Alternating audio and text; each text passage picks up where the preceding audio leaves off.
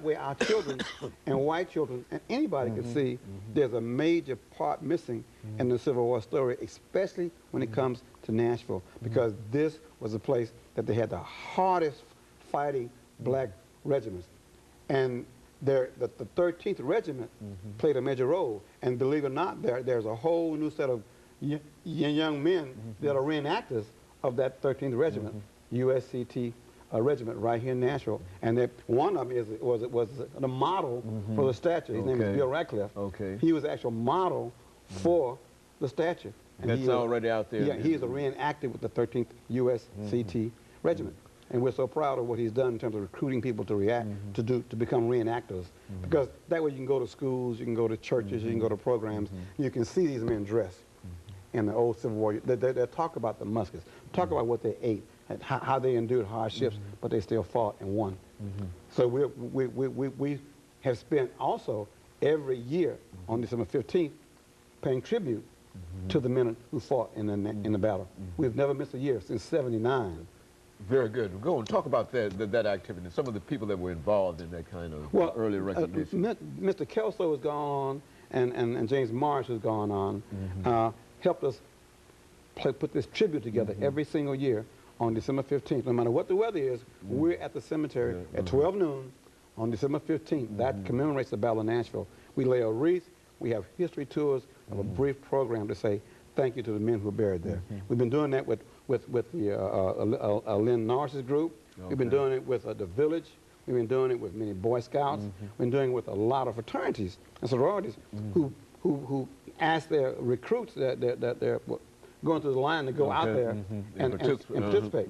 So over these 7 years, we've had a lot of folks come out there and open their eyes up to the Battle of Nashville and the role played by black men. And over the last 3 minutes, this statue that you have here is the culmination of many of your efforts. And what are some of the things that you'd like for folks to know who might wish to help support you? I think this is still an ongoing project. That's correct. We have raised the money to build the statue, to get it poured, the plaque on it, the granite marble, the foundation, the approval from the Veterans Administration. What's left now is to say thanks to all the sponsors, to give them some piece of artwork to say thanks. But more importantly, we have to maintain the statue so it will not oxidize and turn green. And even more important, we've got to put together a major publicity campaign so that if you come to Nashville and you're in a hotel downtown in Opryland, there'll be a brochure there in the lobby telling you this statue exists, how to get to it, and what it means. So we have lots of fundraising to do, and we want you to look at our organization's federal exempt number. You can send your money to 1215 9th Avenue North on 37208 Nashville, 1215 9th Avenue North. It's a tax deductible. We're federally exempt, certified organization. We will send you a receipt back, acknowledging your gift, and listing you as a donor in all our publications. We have about $12,000 more to raise to accomplish that.